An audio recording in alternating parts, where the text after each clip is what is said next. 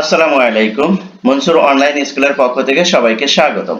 প্রিয় শিক্ষার্থী বন্ধুরা, আজকে আমি তোমাদের সাথে যে ভিডিওটি শেয়ার করতে যাচ্ছি সেটি হলো class 9-10 ICT chapter 1 page 3, right?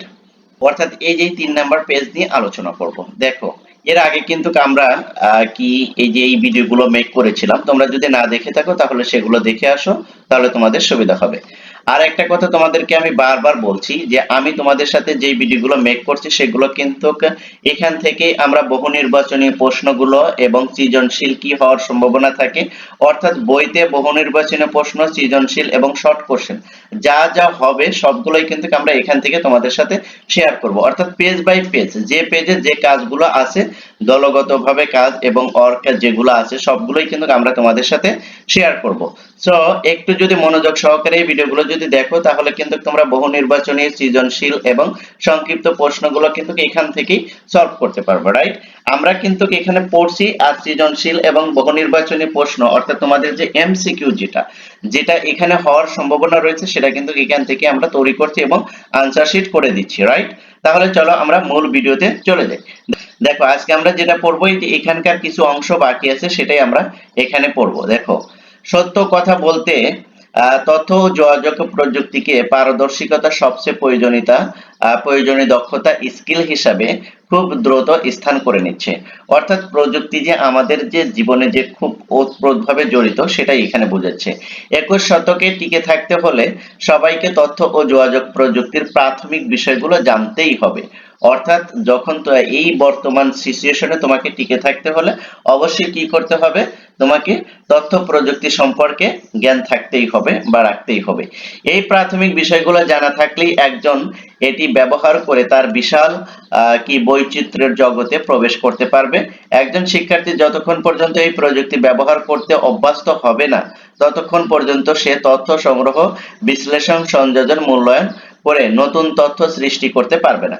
অর্থাৎ বলছে যে একজন শিক্ষার্থী যদি এগুলো যদি না জানে তাহলে কিন্তু সে কিন্তু তথ্য বিশ্লেষণ, সংগ্রহ করা, সংযোজন করা, মূল্যায়ন করা বা নতুন কোনো তথ্য সৃষ্টি করতে সে পারবে না। এই দক্ষতা অর্জন করতে না পারলে সে 21 শতকের চ্যালেঞ্জ মোকাবেলা করে জ্ঞান ভিত্তিক সমাজে স্থান করে নিতে পারবে না। অর্থাৎ এগুলো যদি তোমরা যদি না শেখো, এই তথ্য প্রযুক্তির সাথে যদি নিজেকে যদি না মানিয়ে নিতে পারো বা এই স্কিলগুলো যদি নিজেদের ভিতরে যদি ডেভেলপ না করতে পারো তাহলে কিন্তু তোমরা এই 21 শতকের বর্তমান যে চ্যালেঞ্জিং এই চ্যালেঞ্জটা তোমরা মোকাবেলা করতে পারবে না।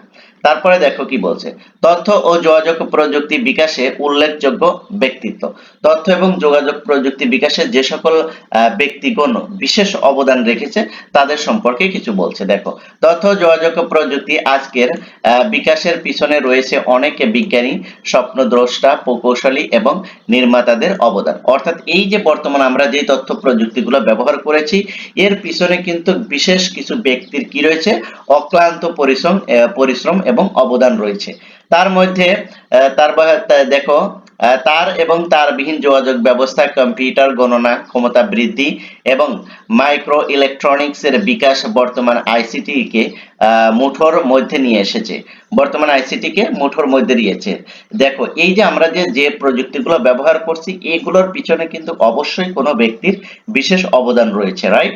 তারপর দেখো, আধুনিক কম্পিউটার বিকাশ এবং প্রচলন শুরু হয় চার্লস ব্যাবেজ কত সালে, দেখো 1791 থেকে 1871 সাল পর্যন্ত তিনি বেঁচে ছিলেন, নামে একজন ইংরেজ প্রকৌশলী ও গণিতবিদের হাতে। অর্থাৎ আমরা যে কম্পিউটারটা এখন ব্যবহার করছি আর আমি যে এই যে ভিডিওটা মেক করছি এটা কিন্তু সম্পূর্ণ কিন্তু এই চার্লস ব্যাবেজের অবদান। অর্থাৎ তিনি যদি এটা যদি নাই করতেন তাহলে হয়তো বা আজকে এই সুন্দর ভাবে তোমাদেরকে আমি এই ভিডিও প্রোভাইড করতে পারতাম না। তারপর দেখো, অনেকে তাকে আধুনিক কম্পিউটারের জনকও বলে থাকেন। এই চার্লস ব্যাবেজকে আবার অনেকে আধুনিক কম্পিউটারের জনকও বলে থাকেন।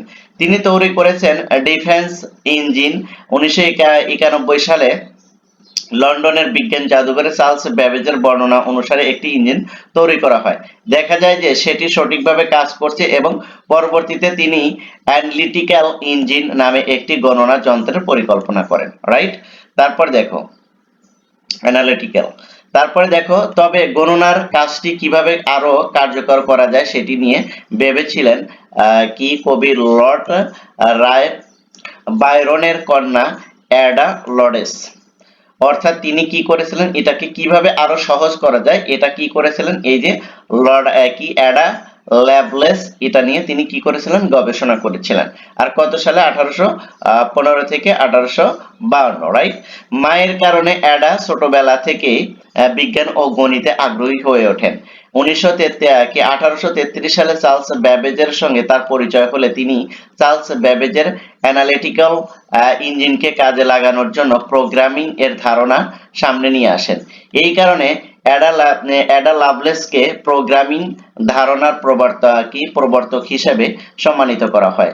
1840 সালে চার্লস ব্যাবেজ তুরিন বিশ্ববিদ্যালয়ে তার ইঞ্জিন সম্পর্কে বক্তব্য দেন। সে সময় অ্যাডা ল্যাভলেস চার্লস ব্যাবেজের সহায়তা নিয়ে বক্তব্যের সঙ্গে ইঞ্জিনের কাজের ধারাটি ধাপ অনুসারে প্রমাণিত করেন।